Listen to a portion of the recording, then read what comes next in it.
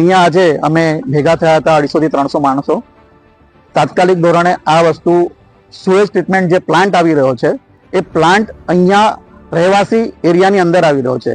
તમે જોઈ શકો છો કે આજુબાજુમાં તમને રહેવાસી એપાર્ટમેન્ટ દેખાશે.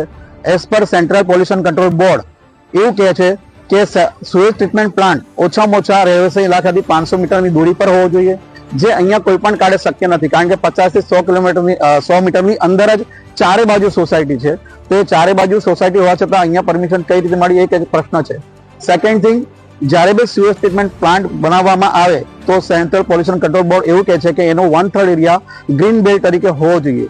તો અહીંયા એવો કોઈ સ્કોપ જ બન્યા પછી થવાનો નથી. તો આ મંજૂરી કઈ રીતે આપવામાં આવી એ પણ એક પ્રશ્ન છે.